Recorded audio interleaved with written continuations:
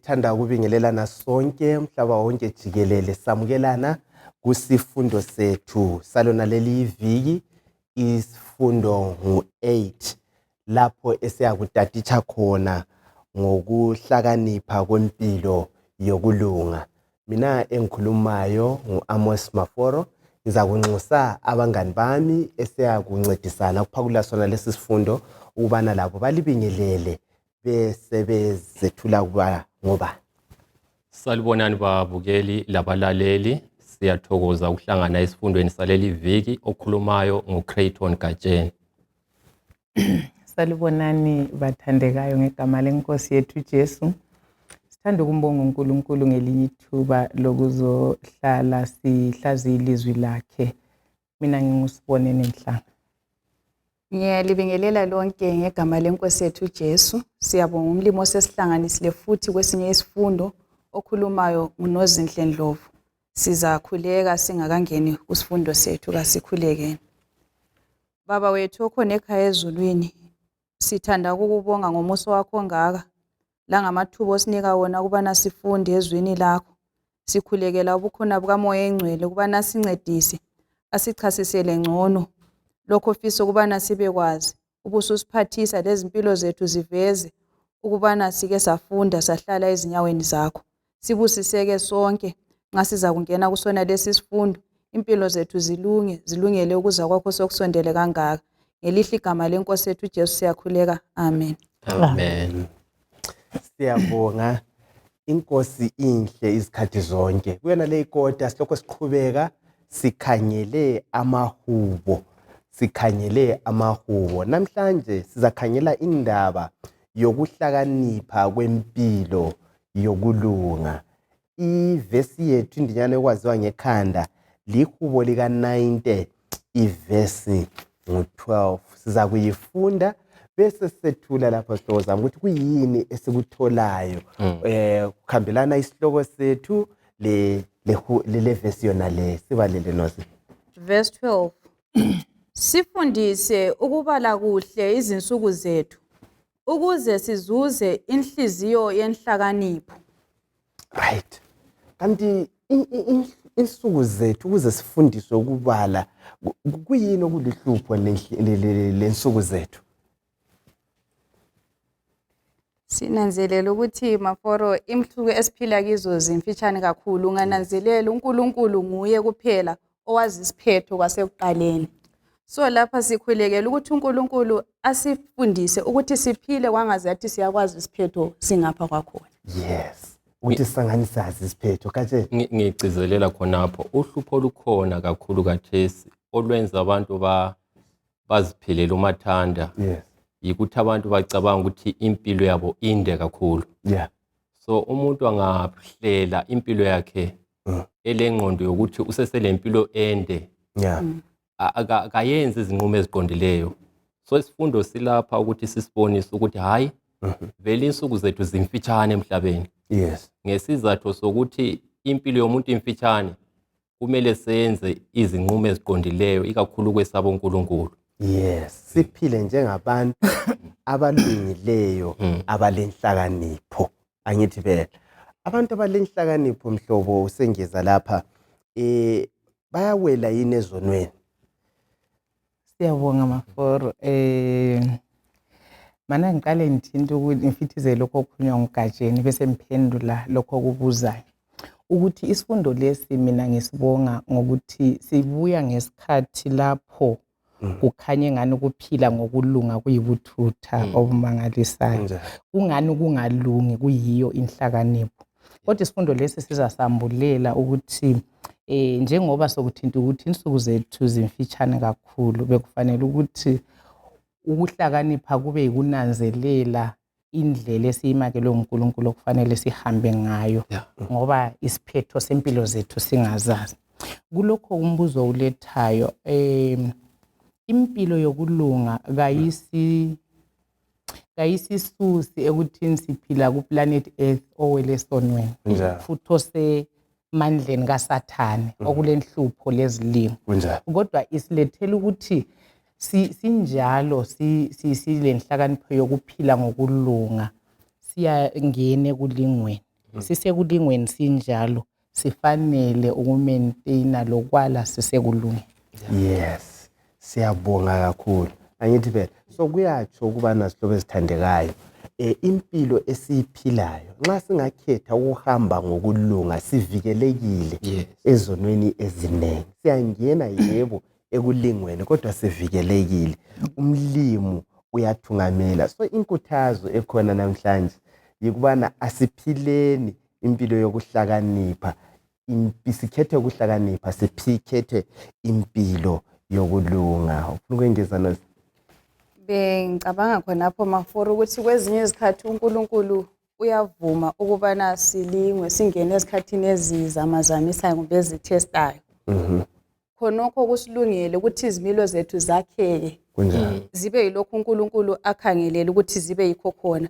Phakathi kwezinto zonke esidlula ke ikakhulu sigcizelela indaba yokuthi izilingo sizahlangana lazo. Ukuhlupheka sizahlangana lakho. Phezu kwakho konke siyakhe kusakhela umbuso kaNkulunkulu ozayo. Siyabonga. Right. Sizaqhubeka ngesifundo sethu. Kulona leli viki sifunde ukubana kanti uNkulunkulu ukhangeleleni ezimpilweni zethu. Kuyabhadala yini ukugcina imiyalo kaJehova? Sizakhangela lapha ihubo lika 119. Sike sigijime kuhubo lika 119. Yilo lide kakhulu angithi le? Yes, Psalm 119. Ulama verse 170 angithi? Yes. Now sizakhangela lapha uPsalm 119. Sike sikhangele uverse ngu1 lo2. Verse 1. Babusisiwe labo abandlela zabo zingelansolo. Abahamba ngomthetho kaJehova. Verse 2. Babusisiwe labo abagcina imilayo yakhe abayidinga ngenhliziyo yabo yonke. Babusisiwe sihlanganise la akukhangele uverse ngu161 ku chapter efananayo. Uverse ngu161 usiya ku168. 161. Ababusi bayangihlupha kungela sizathu. Kodwa inhliziyo yami iyaliqhuqhela ilizwi lakho. Isithembiso sakho siyangithokozisa ingathi ngumuntu othole impango enkulu. Amanga ngiyawazonda njalo ngiyawenyanya, kodwa umthetho wakho ngiyawuthanda. Ngikudumisa kakhombisa ngelanga ngenxa yomthetho yakho elungileyo. Kukhulu ukuthula abalakho labo abathanda umthetho wakho. Kalukula lutho olungabakhubekisa. Ngiyilindele insindiso yakho, O Jehova, njalo ngiyayilandela imilayo yakho. Right. Nanka amavesi siyawahlanganisa lama vesi Gatsheni Mhlanga Mandlo lapha siwahlanganisa ukugcinwa komlayo kaJehova kulezibusiso bani? Kusinceda ngani? Kuyini esikuzuzayo ngokugcina imilayo kaJehova? Siyabonga Maforo. Mina ngifisa ukuthi ngiyisusele la ekuthini vele kungani uNkulunkulu esinika umthetho. Alright. Yeah. Umthetho kaNkulunkulu uyindlela yokusakhela isivikelo. Kunjani? Right. Ngike ngacabanga ngifunda isifundo lesi ukuthi impilo le kade siyitsho eyokulunga siqalisa isifundo la ukuthi kwesinye isikhathi siyacabanga ukuthi impilo yokungalungi iyo inhlakanipho. Abantu abaphila impilo yokungalungi besibone ngani bavulekile bahlakaniphile. Kodwa ungananzelela khona lokho kubuya lapho kwavela khona isifo ukuthi uSathane lapho efakelwe umthetho ahlawale ukuthi yena ngake aphila ngaphansi komthetho. Kodwa umthetho wangokuprotecta yena njani. So impilo yokungalungi impilo yokwala ukuphila ngokwentando kaNkulunkulu. Kodwa ngithanda ukubonga ukuthi lapha kulezibusiso uyabona ukuthi umhlabeleli lo uthini? Uthi yena uyalithanda ilizwi likaNkulunkulu futhi uyawuthanda umthetho kaNkulunkulu. Kodwa ngicabanga Maforo ukuthi akubuyi akusona imvelo yomuntu ukuyithanda intando kaMlimi lokuyifuna ukuyiphila. kodwa kuza last week ukuthi into esithini isifundo esimangalisayo esokuthi kudingakala ukuthi inhliziyo zethu zidalwe kutsha ngoba thina ngokwemvelo siyayala intando kaMlimu njengoba uSathane wayala ekuqaleni. So nxa sokunjalo sidinga ukuthi siye kuNkulunkulu asilungisise, asitshintshe, asiguqule, afake inhliziyo ezintsha eziyuthandayo umlayo wakhe. Yikho kuzaba possible ukuthi siphile impilo yokulunga ngaphandle kokuthi siguqulwe izimilo. Umthetho kaNkulunkulu uzakhanya uyiyokho usisinda futhi sibone ngani uyasenqabela lokho esithi ukuthokoza and yes kodwa kudinga ukuthi bazalwane siye kuNkulunkulu ukuze sihlabelele njengale umhlabeleli bekudinga ukuthi inhliziyo zethu zidalwe kutsha singafihla ilizwi likaNkulunkulu enhlizweni zethu zathokoza ngokuliphila. Ukugcizelela lapha okutshiwo uMrs Mhlanga kulezibusiso eziningi okunye kwakhona ngesingakunanzeleliyo ikakhulu nxa sikhangele indaba zezempilakahle. Abanye abantu basebenzisa izimali eziningi ukudinga impilo kodwa nxa uNkulunkulu uyakuvikela ezintweni eziningi eziyimikhuhlane. Uba lokuthula futhi enhlizweni yakho lanxa umhlaba ulolaka kukhanya izinto zingahambi kuhle. Uba lakho ukuhlaliseka emoyeni wakho ngenxa yokubana ulalele umthetho kaNkulunkulu. Ziningi izibusiso ezikhona ekulaleleni umthetho kaNkulunkulu. So gatsheni uthi kuyabhadala ukulalela umthetho kabani bayethu kaNkulunkulu. Mandlo mina nginanzelela ukuthi imithetho kaNkulunkulu le isivezela intando yakhe. Izikhathi eziningi ubudlelwano bethu loNkulunkulu singabakhe ngokudalwa sibe ngabakhe ngokuhlengwa. Nxa sokuxabana asisakuthola ukuthula ade kuthintwa ngumfowethu lapha. So singabakwazi ukuthi uNkulunkulu ufunani okusemthethweni wakhe sikwenze kuyasinika ukuthula esingeke sakuthola ngitsho lokuyahlala efollows lapha. Hey madoda, indaba enyelethwayo indaba yokubana umthetho nxa siwugcina siba ngabantu abangela sici. Ungaba lo Exodus ngo12 verse ngo5 yayiletha indaba le ukuthi umnikelo umele ubuye ungela sici.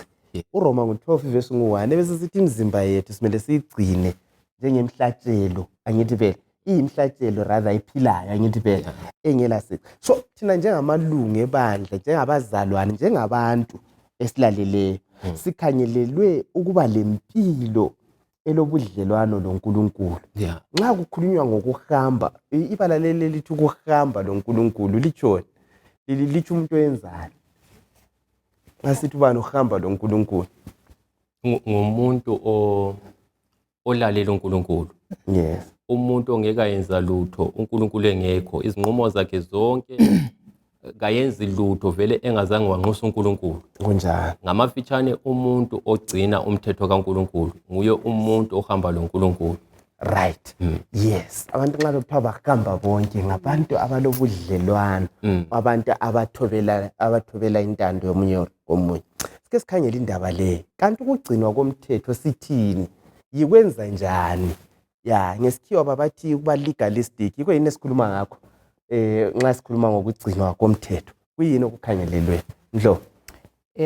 Ngizwisisa ukuthi nxa kufanele sigcine umthetho kulomnye umlobi obhala mhlobo athi lo ozama ukugcina umthetho ngawakhe amandla uzama into engeka ayenelisa.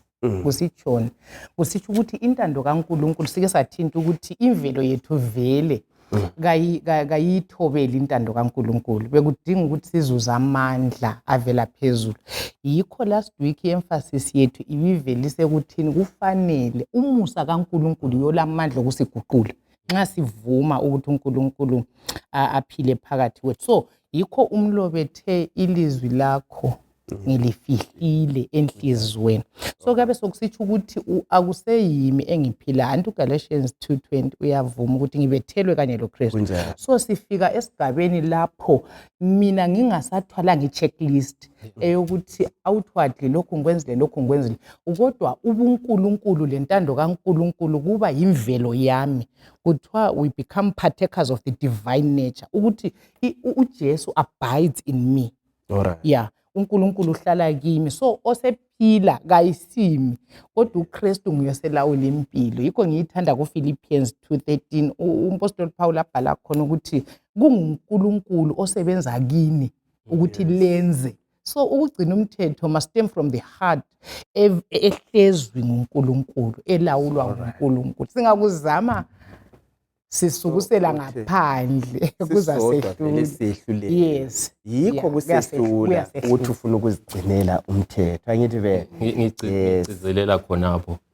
Sizananzelela ukuthi lona leli ilizwi ukuze umuntu ayenelise ukuthi agcine umthetho kaNkulunkulu njengoba ekhulumelisa uMrs Mhlanga. Ilizwi kufanele ukuthi liphile emuntwini. Ukusibisela ekuthini kufanele sibale ilizwi likaNkulunkulu. Yes.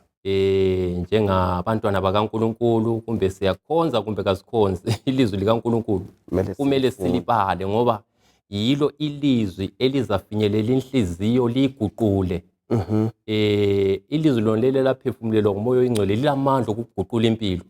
So umuntu engazisondeza khatshana lelizwi likaNkulunkulu inhliziyo izayela lokho ibuswa yisono. Alright. So sorry bengicabanga ukuthi umsoqedle but ngibona amandla kulokho okuthintayo ukuthi ilizwi intando kaNkulunkulu okumele sihambe ngayo. Uyabona ukuthi nxa lingasafundwanga kuzaba nzima even ukuthi simelane lezilingo. Sivumile ukuthi labalungileyo bayalingwa. Yikho uJesu phela anqoba ngakho laphana elingo, wanqoba ngelizwi. So ibenefit okunye silakho laphana ukuthi nxa ilizwi likaNkulunkulu silifihle enhlizweni yethu liyasikhanyisela. Antu verse uSams lesifundileyo u119 ungafika ku105 ithi liyakhanyisa. Umuntu okhanyiseliweyo kukalutshwana ukukhubeka ukuwa njalo njalo. So ilizwi leli lisinika ukuhamba lokunqoba ezilingweni. uJesu wayenza wanqoba ukuthi nxa isilingo sasivuze sithi guqula amatshe la kube isinkwa abe sesithi kulotshiwe. So nxa ilizwi lifihlwe enhlizweni sizakwenelisa ukuyiphila impilo yokulunga ngoba sihlangana le temptation simelana layo ngelizwi. Beautiful. Siyabonga. Usithintile uSam 105 uthi liyasinceda uverse 105 sorry 119 ukuthi sinqobe la ithinta indaba leyo ukuthi uKristu vele wanqoba njani. Ungakhanyela uMateyu 4 verse 1 to 11 kwakulilizwi anti kunjalo nosi ubufuna ukuthini ngano. Mina bengifuna ukuthi ngezikhathi zokucina isikhathi esiphila kiso uzananzelela sokulokuhlangana phakathi kokuright lokurong. Yes. Izikhathi eziningi uzathola into engekho right isithiwe yaba i-right. Alright. So leli lizwi lelizasisiza ukuthi siphile njengabantu abahlakaniphile uhlubona ukuthi iBhayibheli lithi yikho okuright yikho kusilungeleyo. Kukhulu okwenzakala ngezikhathi zokucina kuyahlangana. Angithi phela hayi siyabonga ilizwi ngumkhomba indlela elizasitshengisa ukuthi siyanga kuyini esimele sikwenze. Ake sikhangele indaba le sithinte ku memory text ukuthi sifundise ukubala insuku zethu. Angithi phela uSamu 90 ake ukhangele uverse ngo11 to 12. Verse 11. Yes. Ngubani owaziyo amandla olaka lwakho na? Yeah. Ngokuba intukuthelo yakho inkulu njengokwesatshwa okukufaneleyo. Sifundise ukubala kuhle izinsuku zethu ukuze sizuze inhliziyo yenhlakanipho. Right. Ungaya kuPsalms 103 iverse ngo14 usiya ku16 lo Psalms 102 iverse ngo11 ufike ngathi uqala 103 verse 14 usiya ku16. Ngokuba uyakwazi ukuthi sibunjwa njani. Yes. Uyakhumbula ukuthi siluthuli. Umuntu yena izinsuku zakhe zinjengotshani. Right. Ukhula amemetheke njengembali yeganga. Umoya uyayiphephetha ihle inyamalale. Indawo yakhe ingabe isayikhumbula lanini. 102 verse 11. Verse 11. Ufithizela indaba efanayo. Yes. Izinsuku zami zifana lesithunzi sakusihlwa. Ngiyabuna njengotshani. Right. Nansi indaba sihlobo zami. Kanti vele umuntu uyini? Isiphetho somuntu siyini? Umlobo uveza ukuthi umuntu uluthuli. Right. So usivezela ukuthi impilo yomuntu imfitshane kangaka. Kangaka maforo ukuthi nxa siyiqathanisa lephakade. Right. Yikho uJobe 14 ebhala ngokuthi uverse 1 lo verse 2 wakhona. Uthi impilo yangikhona imfitshane njalo. Anti ungabala uPsalms 90 lwanothe sifundisa. I think uverse 10 okhuluma ukuthi hayi vele 70 years kumbe ngaka. Kodwa uJobe abesesithi zingako vele zimfitshane zilenyembe zigcwele ubuhlungu zigcwele usizi. So umuntu uyikhonokho. Fana leluba liblumile kathesi umzuzwana olandelayo selibonile.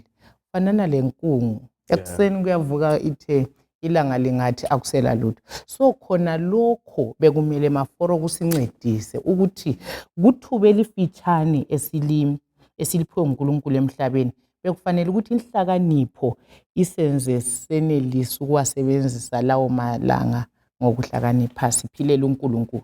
So ngamanye amazwi akutshoyo lapha uMrs Mhlanga sokuzibaliwe ngenxa kubana zibaliwe asiphile nini ngokuhlakanipha simdinge nini uNkulunkulu.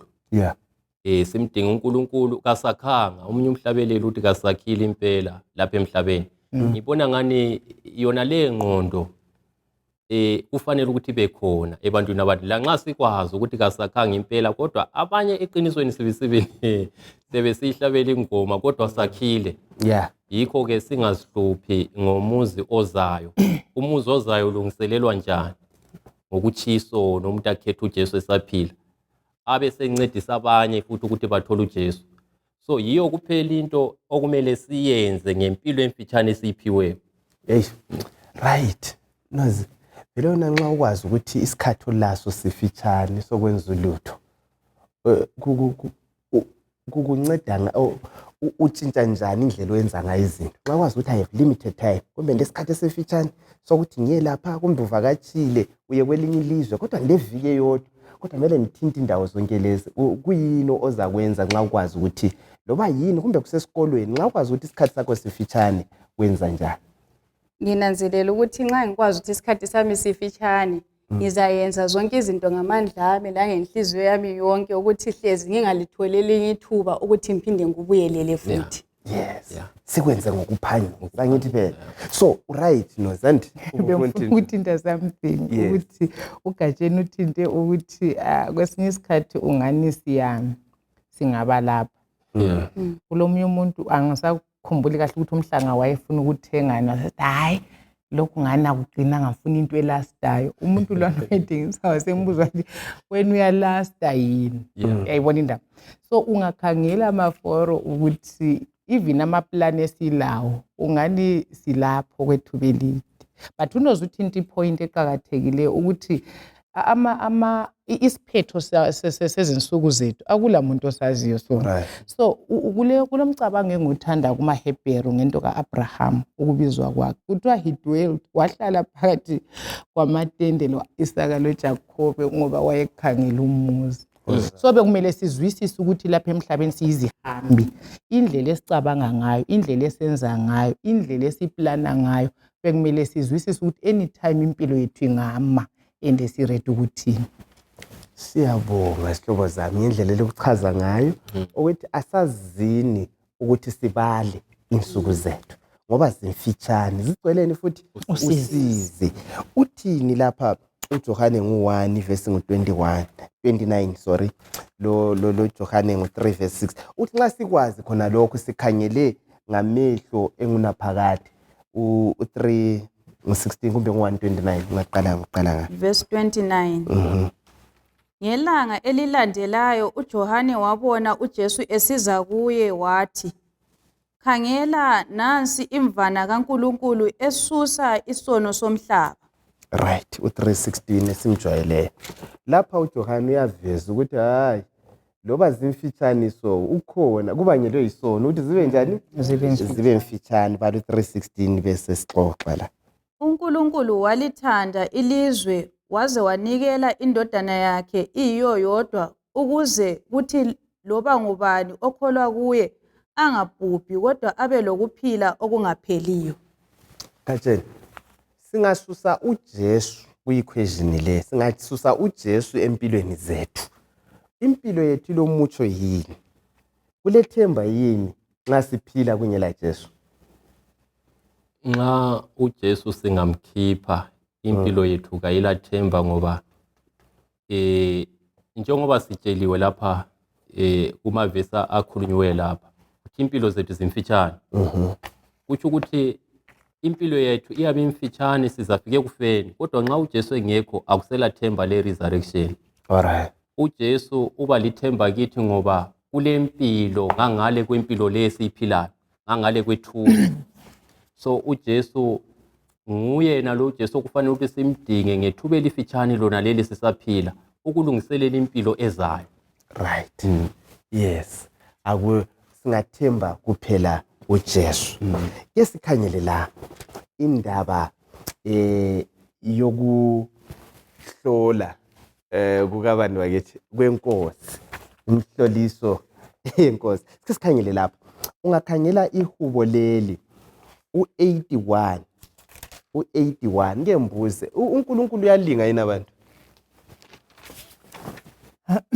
Hayi, uNkulunkulu kalingi abantu, olinga abantu nguSathane, kodwa uNkulunkulu uyahlola. Sure. Uyafaka esikalini, ahlola isimilo somuntu. Akuvivi. Yeah. Aqondise. Njengegolide ufakwe emlilweni. Right, sike sikhangele lapha. U81 verse 7 to 8. Verse 7. Ekuhluphekeni kwenu lamemeza mina ngalikhulula. Ngaliphendula ngiphakathi komdumo wezi. Ngalilinga emanzini aseMeriba. Zwanini, hawu bantu bami, mina ngizalixwayisa, aluba lingalaleli o Israel. Verse 11.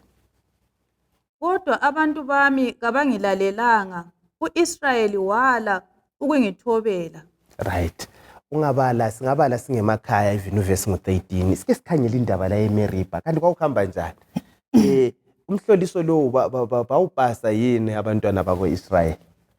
Abantwana bako-Israyeli sinanzelela sebefike kuleyana ndawo sokungasela amanzi okunatha. Yes. Basebe khohlwa ukuthi uNkulunkulu yena lo nguyobavulela indlela ku Red Sea. Right. Baqalisa ukuthandabuza ukuthi uNkulunkulu sengabanika futhi amanzi ani okunatha bewathole. So ngamanye amazwi bathandabuza ukuthi uNkulunkulu uyenelisa ukubana ebanike konke abakudingayo noma isiphi isikhathi. Alright. Yeah. Uyenelisa uNkulunkulu. Kulezigaba yini mhlobo oyakufike khona ungani usufike eMeriba Impilo? Kakhulu lapho uNkulunkulu omphumputhu ungamuzwa. Ucabanga ukuthi kasekho. Ya, ngiyakuzwisisa ukuthi uNkulunkulu ekuhlakanipheni kwakhe emuntwini lemuntwini maforo. Sikhulumile ukuthi tempt kodwa uyabehlola ngoba uyabekhangele izimilo zethu afuna ukuthi azilunge azilungisele umbuso. So kulezinto umlimo avumayo ukuthi singene phakathi kwazo ezibonakala kithi zibuhlungu kakhulu. Yes. Futhi zingane zisusa ithemba empilweni. Right. Uyabona ukuthi akulula, kudinga umuntu ohamba loNkulunkulu. Uyakhuluma ngendaba yokuhamba loNkulunkulu ukuthi nxa usuphakathi kokulingwa, usuphakathi kokuhlolwa njengo-Israyeli, wayehambe loNkulunkulu emhlabathini owomileyo. So kule nkambo esilayo mhlobo eyokufelwa. Kwesinye isikhathi umlimi uyavuma ukuthi asuse othandekayo empilweni yakho. Kodwa kikho konke izinto zisebenzele buhleni. Njalo iBhayibheli sivutshela ukuthi uNkulunkulu kufanana legolide mhlobo elifakwa emlilweni. Kunjani? Liyikhumbula ikota lesake sayifunda liyana esithi in the furnace. Yeah, phakathi kwe-furnace. Yayisithi kule isifundo esasifunda esokukhweza umlilo. Liyikhumbula ya ukuthi kwesinye isikhathi uyabasemlilweni ubone ngani akuse. Kodwa uNkulunkulu uyabefuna ukusebenzisa imilo sami lesa ukuze kutshe isono sifi impela kusale isimilo esipheleleyo. uJesu onguyolinda ifurnace nxa ekhangele abesebona isimilo sakhe sireflecta. Alright. So usathane uyalinga. Umuntu olingayo ulenhloso embi. Right. uNkulunkulu uyahlola. Right. Uhlola elenhloso enjani? Enhle ezimilo zethu. Indaba ngezimilo ngiyathanda indlela akubeke ngayo Mrs. Mhlanga lapha. Ukuthi uNkulunkulu ayabe kujongile ukuthi kube lokunye okuchayo kithi la. Ukuze kusale isimilo sikamani?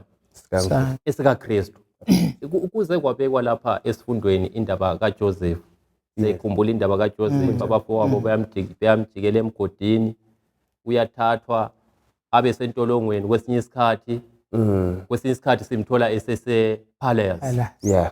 So into eqhakathekileyo ukuthi sikuzwisise ukuthi uNkulunkulu nxa evumela ukuthi izinhlupho zisehlele kule njongo enhle yokuthi isono sife, izimilo zethu sinjani zibazwe. But isikhathi esiningi thina sifuna ukuhlala ku comfort zone as a Christian.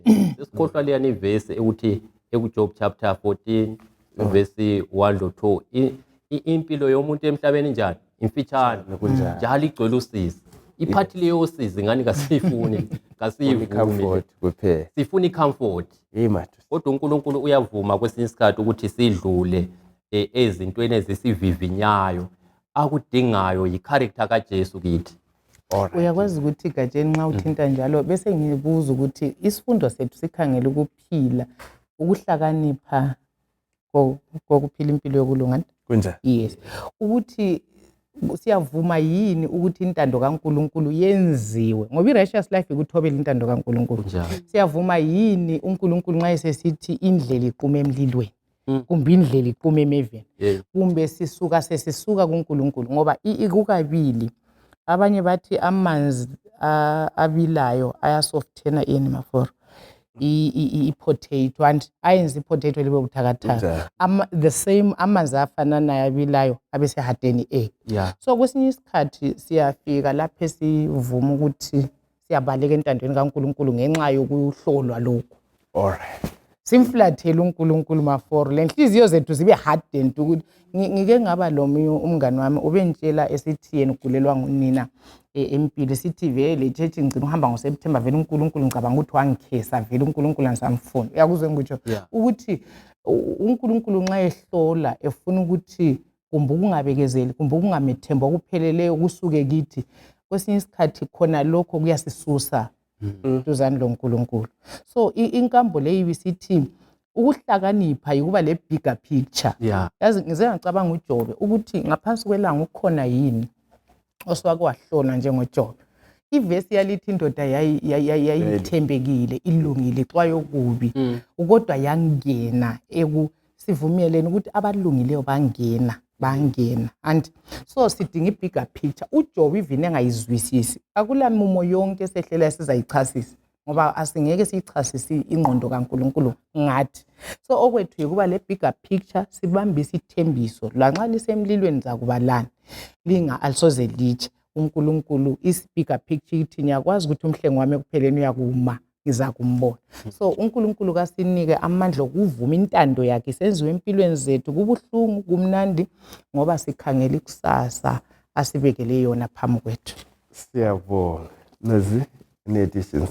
Nginanzelela khona lapho ukuthi iphutha elenziwa ngabantwana bakaNkulunkulu endulo kufanele thina singalenzi njengoba ethintile Mrs. Mhlanga lapha ukuthi kwezinye izikhathi kuyadingakala ukuthi sibe lokulalela okungela kuthandabuza. Kunjani? Simethembe uNkulunkulu njalo futhi sihambe ngendlela zakhe. Kwezinye izikhathi umuntu umthemba nxa usukhangela lokho ake wakwenza emuva.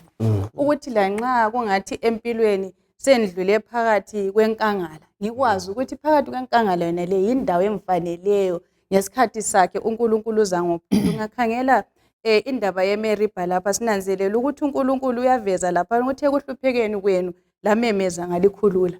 Khonokho kusinika isiqiniselo la namhlanje ukuthi nxa simemeza uNkulunkulu uza kusikhulula njengalokho ebakhululile endulo. Ngifuna ukugcizelela kulomhlabeleli othi yena nakuphi noJesu ngingahamba nje noma ngaze angise ngaphi nxa uJesu ekhona konke kunjani kulungile konke kulungile so into kumele siye sabe yikuba sendaweni uJesu engekho haleluya ukuba sesibhedlela uJesu ekhona konke ku right alright ukuba sendlini uJesu engekho kuyingozi so into eqhakathekileyo yibukhona bukaJesu ivesi ithi yona nxa sifunda ngoJoseph and the Lord was with Joseph elaye so akasibeni lo Jesu isikhathi zonke yes esentilongweni wayelaye nxa yabala uze maforo story ukuthi kukangaki zingaki izinto zethu esesizikhandile sizama ukubalekela intando kaNkulunkulu right hayi khathesi thina eZimbabwe economy ayimanga kuhle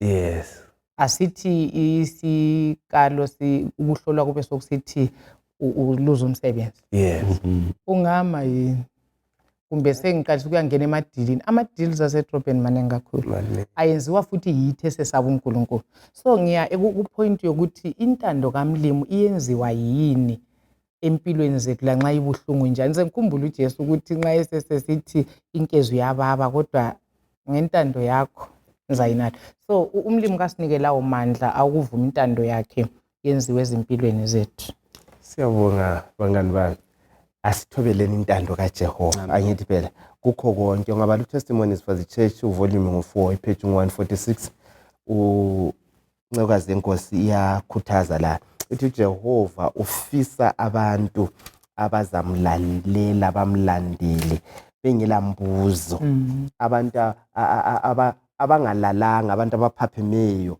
kuzilingo zikaSathane so sihlobo esithandeka isikhuthazo ukuthi hayi sisempini uSathane uhlasele la kulezilingo kumbe kulama test kulenhloliso ebuyayo asinqobeni sithembe uJehova izikhathi zonke asigijime lapha nozi sikhangele ihubo lika 141 uSamu 141 kulama verse ambalwa enzafuna sikukhangele ukuthi kanti vele umhlabeleli lapha ukhala ngani khangela uvesi ngo3 4 lo 5 verse 3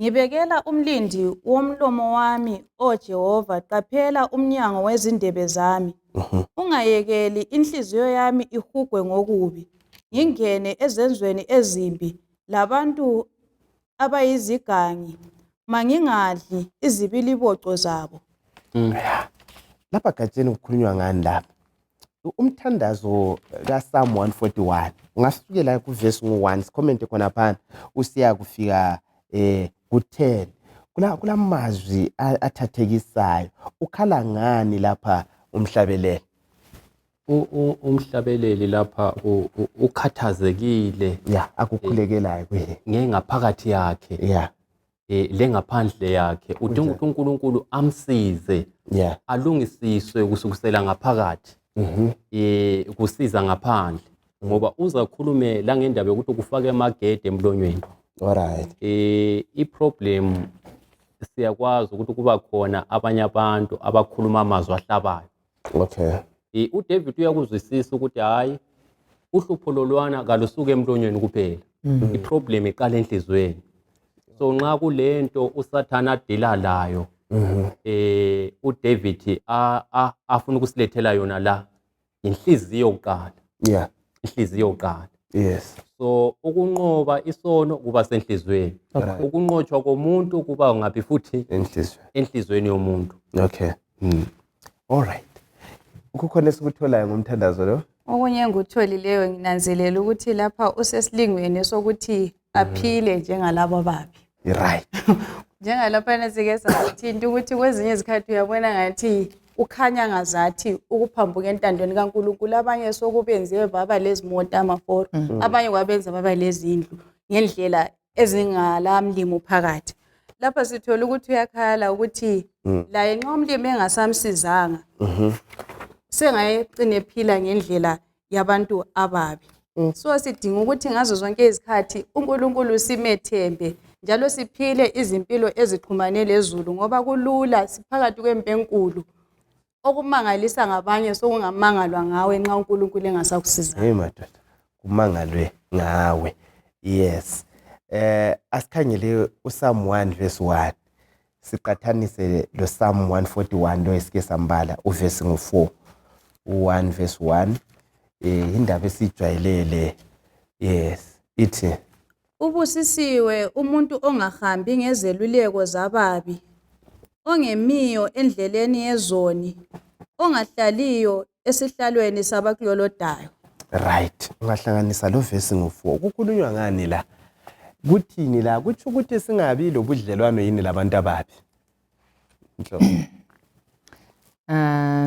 uPsalms 1 verse 1 ukhuluma ngokuthi ngizwisisa ukuthi uthi singahlanganyeli kulokho kuba bayebekwenza. alright Uyabona ukuthi uJesu babem-accuse ukuthi udlala ezoni wenza ndala. Kodwa ayekwenza uJesu ukufinyelela abantu bonke. yes Ukuze abasindise. I-attitude okumele sibe layo ukuthi kasibe nobudlelwano labantu bonke. njalo Kodwa singaphatheki ezenzweni zabo. alright uverse ngo4 uPsalms kulethwa indaba yesono lapha thina vele sinjani kuyini okwenzakalayo kulezigaba ezintathu ezilethilwe lapha ukuthi umuntu azawone kuhamba njani lapha yes qalela nga Okay, okwakuqala inhliziyo usathane uyayidonsela ekoneni. alright Uyayenza ilangathelele ukona. okay Then osokulandela ke sokuyisenzo sokona. okay Nxa kungalandela isenzo sokona sokulandela isigaba sesithathu sokuvulela lazo zonke ezinye izinto okade ungazenzi. Ngenxa yokona lokhwana okwenzileyo sokuhle kube ngumfulo ogelezayo wezono zonke ezinye okade ungazenzi ozathi uqalisa ukuzenza. Kuze kwabekwa lapho ukuthi ngobhalile lapha ukuthi usuqalisa ukudlalani lezoni. yes So laphana uyabe ususenza lezinye izono okade ungazenzi. Okuyinto futhi esithola isinika isifundo kuGenesis chapter 3 isono singena. Sithola ukuthi uSathane wasebenzisa indlela efana nayo yokuthi uya-advertise ulutho so inhliziyo iluthande. Nxa inhliziyo siluthandile susenza into liyana. Nxa usuyenza into liyana kuphelele khona pha uyenza lokunye okade ungakwenzi. So yindlela uSathane asebenza ngayo. hey madoda ungakhayela uPsalm 141 khona pha kwezinye izikhathi indlela zabantu ababi zikhanya ngani ziyabhadala kuba ukuthi into inozi la angithi ubabone bephumelela zibeninozi angithi bengalaleli wena uvukele church wena ukhipha okwechumi lemnikelo uzigcinile into zingahamba angithi singakubalansa njani ukuthi kwesinye isikhathi indlela zababi zingani ziyaphumelelisa umuntu athini ubuyisithi hayi ukugcina umthetho uzabona uphumelela ukhuluma indawo emoya sikubona uphumeleli ulokhu uhamba ngenyawo wena ugcina umthetho kodwa bangagcini umthetho wakhona bephumelela singakuhlanganisa sikuthini sisize omunye okuvalley of decision olohlupho olunjalo ukuthi kanti ukukholwa kuyabhadala yini indaba esifuna ukuthi sike siyaddressela no Laphana njengoba ethintile ukuthi indaba leyi ukwamukela isono kwezinye isikhathi kuhamba ngama-stages. alright Kwezinye isikhathi siyabe sibonile. Lapha siyakhuthaza ukuthi lanxa singabona ukuthi into yangikhona ngani inhle, isiphetho sayo kuyikufa. Ungananzelela izikhathi eziningi akumelanga size sicine sesamukela izinto ezimbi. Kulokunye okubi ugcine sokubona ngani ukuthi kuyasebenza ama-evil practices amanye aseyamukelekile ngendaba yokuthi isono siyasenza sicine singasaboni. The moment siqalisa ukuthi sisondelele khonapha ngenhliziyo zethu sesihambile. right Sicine sesikwamukela lathi sesisiba yingxenye either siyaba yingxenye kumbe becine lathi besithungamela ukuthi siphume entandweni kaNkulunkulu. Siyabonga nozothelelela ufuna ukuphendula umbuzo wami. Yes, thank you so much for that contribution. Kodwa bengifuna ukuthi ngingezele kunozo ukuthi yiyo lawa ufuna ukuphendula umbuzo wami. ngizawuphendula kodwa ubusithini ke nje umbuzo kodwa ngithe indaba babi bengani bayaphumelisa ukubalansa njani. Yiyo indaba eyayikhalisa uAsaf Psalm 73. uAsaf ke nje wabhala le okay. Wayesithi uyazibuza la ukuthi bakithi abagulelwa akabaguli kuyabahambela. Yeah, ngokubonakala kwezinto kuyabe kunjalo even ngalezi insuku. Kunjani? Mana ke umbuzo ukuphendula umbuzo wakho ukuthi ngizwisisa ukuthi number 1 kumele sikubalance sithi sikhangela i-bigger picture kunjani khonapho. Number 2 kulo mfanekiso engifisa ukuthi siwusebenzise ukuzwisisa intole kodwa ngifuna ukuthi ubeke kuhle ukuthi njengafunde i-quotation u-Ellen G. White akhuluma khona ngokuthi lapho singeniswe emlilweni ukuze sihlolwe. uNkulunkulu uthi uNkulunkulu uyabebona olunye ulutho kwenzenjani olulesisindo kimi abe sevuma ukuthi ngingene emlilweni ukuze konke lokho okunye kutshe kusale that. Alright. So ngizama ukubalance ukuthi kwesinye isikhathi kuyabe kungani ngiyahlupheka kungani ngehlelwa izilingo kokuphela mina ngimkhonza uNkulunkulu kodwa ngicabanga khona ukuthi akakho ngathathi litshe elingela lutho alifake emlilweni. Kunjani? Ngicela ukuzama ukuphendula lapha. Mina indlela ezwisisa ngayo abantu ababi emehlweni abakhangeleyo kukhanya sengazathi baphumelele kodwa eqinisweni sibisibila kulabantu abadubekayo njengabantu bona ba. Alright. Ngoba siyazizwa ezinye indaba unjengokuthi umuntu ulendlu enhle but ubuthongo kabutholi uphumelele nga udrive imoto enhle but kulokunye okumunye igazi mhlawumbe okumnamatheleyo kusemhlanje. So mina indlela enzwisisa ngayo ukuphumelela kuphela okunika umuntu ukuthula kuNkulunkulu. At the same time nxa sesikhangela umuntu ongumKristu ongaphumelelanga singakhohlwa ukuthi phela sisempini. Yes. Usathane uyabefuna ukuthi kukhanya sengazathi kuye ngapha kuyabhadala. Right. uJesu akubhadala. Right. Wasisendabeni yokubhadala. Yeah. Sike sikhangela indawo yokubhadala lelo sile. Kuyabhadala yini vele kwinto wethu lokho esikwenzayo lokho sihlobo esithandekayo. Asikhangele ihubo lika 1 Psalms 1 verse 1 to 3 ngakhangela kumbe 2 to 3 Psalm 1 verse 1 to 3 maybe from verse 1 that it makes sense esilokho verse 1 to 3. Yes. Ubusisiwe umuntu ongahambi ngezeluleko zababi. Right. Ongemiyo endleleni yezoni. Ongahlaliyo esihlalweni sabaklolodayo. Kodwa ukuthokoza kwakhe kusemthethweni kaJehova. Futhi unakana ngomthetho wakhe imini lobusuku.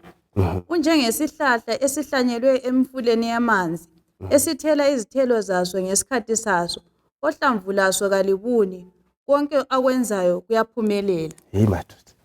128 verse 2 lo 3. Nansi indaba. Okuthiwa ubusisiwe ngumuntu onjani. Ngasibaleli 128 verse 2 lo 3. Ithini iBhayibheli? Liza kudla izithelo zomsebenzi wenu. Izibusiso lokuphumelela kuzakuba ngokwenu. Umkakho wesifazana uzakuba njengevini elithela kakhulu phakathi kwendlu yakho. Amadodana akho azakuba njengamahlumela eoliva esetafuleni yakho. Hey, singabala emakhaya lapho lathi balaleli uPsalm 112 verse 1 to 9. Zibusiso bani esizitshelwayo lapha kulabo abamesabayo uJehova? Kuthiwa kulezibusiso kulabo abalalelayo. Kuyabhadala yini ukulandela kumbe ukugcina imiyalo kaJehova?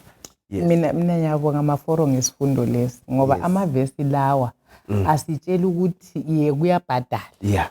Izikhathi eziningi abantu sesithiya uNkulunkulu ukuthi athi icheche yakho lethi umlimo wakho lakubhadala lokho kade wamlandi but ilizwi likamlimi lesinye isiqiniseko ukuthi uyabhadala and kuthe okokuqala wena uzaphumelela. Right. Number 2 uzaba lokuthula. Number 3 engudobhileyo ukuthi wena uzanotha ngoba kuthe wealth and riches and kuthi ukuthi ngapha sibili sikhona apha siphila impilo ngoba kwesinye isikhathi lathi uNkulunkulu wethu siya misrepresent kunjani kungani ujonga ukuthi lapha sisafe kungani ipassport esiyangena ngayo ngalayo uNkulunkulu vele uthe ngizalibusisa even ekubu Israel eGibhite emselizweni lesithembiso ngale ubisi la ku temporal life uNkulunkulu asinike yona kulezibusiso zonke zesengizibalisile ngizidobhileyo uNkulunkulu athembisa ukusinika zona hey madoda kuyabhadala lo iyabhadala mina ngithathe kusengu verse 2 uthi lizakudla izithelo zomsebenzi wenu izikhathi eziningi siyabe sesifuna izinto eziphonga ubuya kalula nje kodwa lapha esisebenze khona kasisoze sasebenzela amahara uNkulunkulu uzabusisa kube lezithelo izikhathi eziningi siyabe sifuna ukuthi uNkulunkulu sibe samukela singazange sasebenza hey katsheni kuthiwa kupheleli la indaba lezi ezibusiso ngithabe kakhulu ukuthi mhlobo kwawo ithinta indaba le singapha kwelanga ukuthi sinje bathi sibusiswe kulantu aphunga ukuhawulana livangeli ukuhawula lele hayi livangeli sikhonza uJehova okaDeuteronomy 28 othi asomisila thina singamakhanda uyabusisa uyithintile ukuthi singamisrepresent uJehova u128 uletha okuthiwa ngama i-messianic kingdom ukuthi hayi sesingale uJesu futhi uzakuza asibusise akupheleli khona la ungayihlanganisa indaba leyo ukhangele indaba ekuMateyu 26 verse 29 dosambulo 21 iyasivezela mina ukuthi akupheleli khona la kuyini okunye sikuthenjisiwe esizakuthola ngale kwela kulokunengi uNkulunkulu asithembise khona into enkulu kakhulu impilo engapheliyo nxa kulento kathesi stress abantu ukuthi bazakufa lokuthi uzafelwa into le iyahlupha abantu kakhulu lokugula izinto zonke zona lezi ezenzakalayo so impilo engapheliyo engasoze yaba lezi nhlupho zonke zisikhathaza emhlabeni ingokunye uNkulunkulu asithembise khona iphakade yonke sesisindisiwe bengifuna ukukhuluma futhi elder wami Maforo ngokuthi kuyabhadala ukukhonza uNkulunkulu ungafaka umuntu omutsha okhonzayo omlalelayo uNkulunkulu la bonke mhlawumbe bele 15 years kumbe ngithi 18 years ufake lo ngakhonziyo nathi njengo uzathi uzacabanga ukuthi engxenye lwana ule 40 years ongakhonziyo lwana so kulezinye izibusiso esingaziboniyo ezibambekayo ngoba esikhathini esiningi nxa sikhuluma ngezibusiso into ebuye emuntwini imali lenotho kodwa ke kuyabhadala ungafuna ukuyilandelela imithetho one by one liyana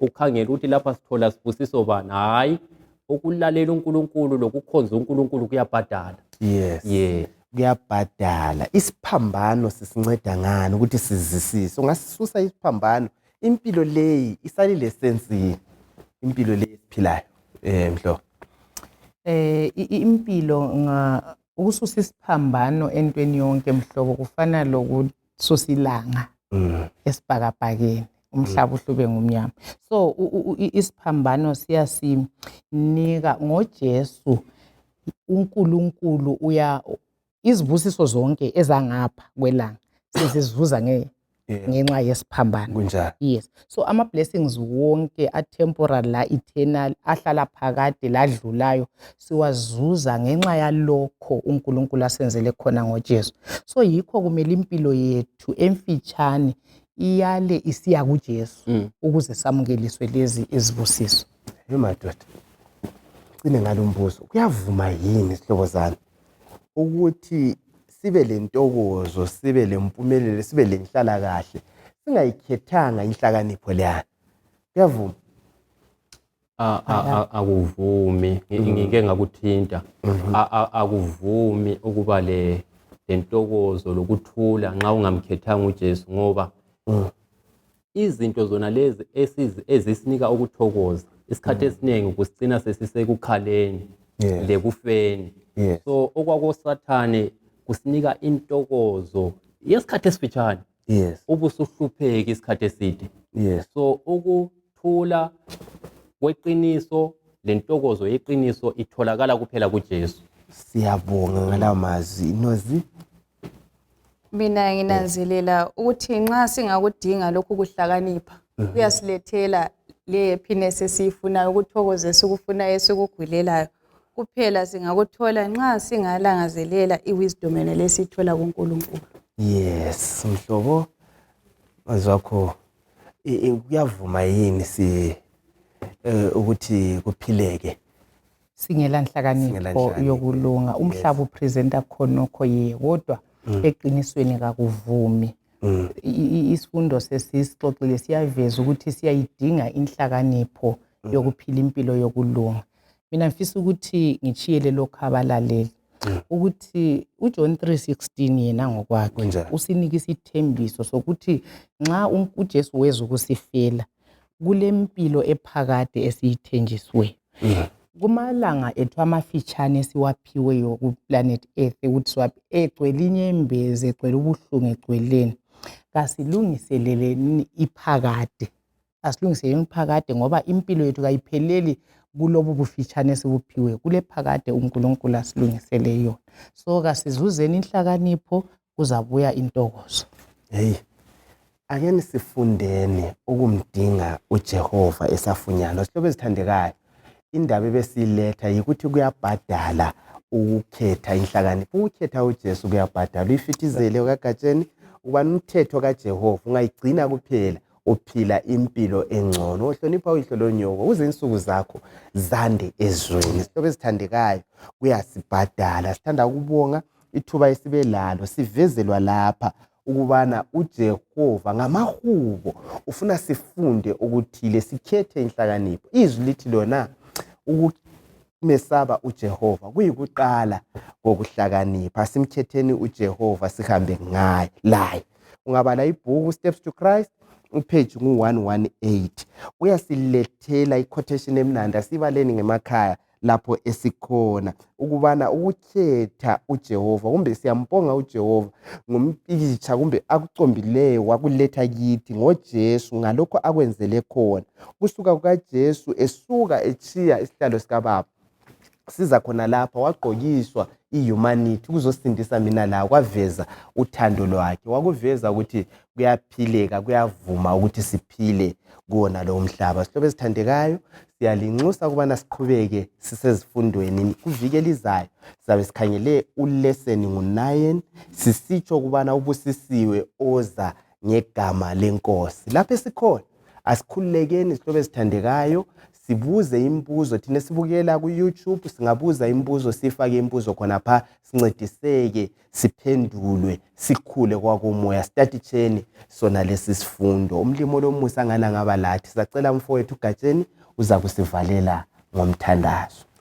Siyakhuleka baba othandekayo osezulwini, sithanda ukubonga ngesifundo esilamandla esesifikile phakathi kwethu esikukhulekelayo ukuthi umoya oyingcwele asifitizele kithi, asifitizele labo bonke abaza kusibukela labazasilalela. Esikucelayo ukuthi izimilo zethu ziguqulwe sifanane lo Jesu masinyane nxa uzayo uzothatha ibandla lakho. Sicela wonke umuntu oza kuzwa lesi sifundo abe khona ekhaya ezulwini ngoJesu siyakhuleka, amen. Amen.